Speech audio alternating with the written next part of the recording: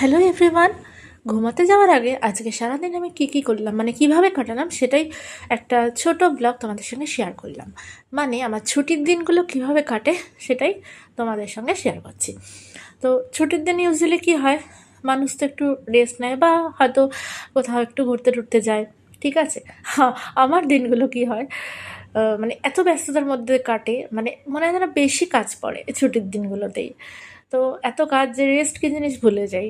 তো যাই হোক, একা মানুষের উপর সব চাপ, আর আমার মা আর পিসি দুজনেই তো বয়স্ক অসুস্থ মানুষ, সেই কারণে আমাকেই মোটামুটি হ্যান্ডেল করতে হয়। তো যাই হোক, এই ঘুম থেকে উঠে তো এই টুকটাক কাজগুলো করে নিলাম।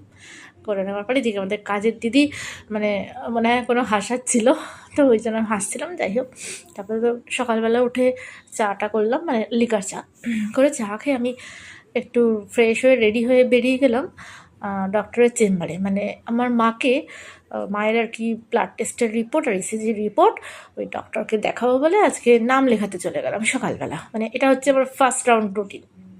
তো সেটা হচ্ছে চুঁচুড়াতে। আর দেখো, এই এই যে এটা হচ্ছে হুগলি জেল।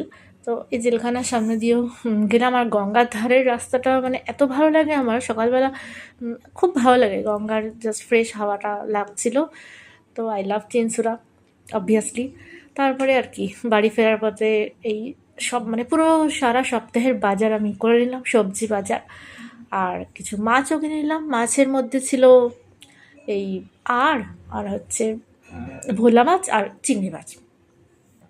এগুলো কেনার পরে আমি ব্রেকফাস্টের জন্য এই স্যান্ডউইচ ব্রেড, একটু চিজ স্প্রেড ছড়িয়ে স্যান্ডউইচ ব্রেডটা সেঁকে খেলাম, আর কলা খেলাম। আর রাত্রের জন্য তো এই চাউমিন বানিয়েছিলাম, আর চাউমিনটা কম ছিল বলে সবজিটা বেশি দিয়েছিলাম, একটু ম্যাগি দিয়েছিলাম।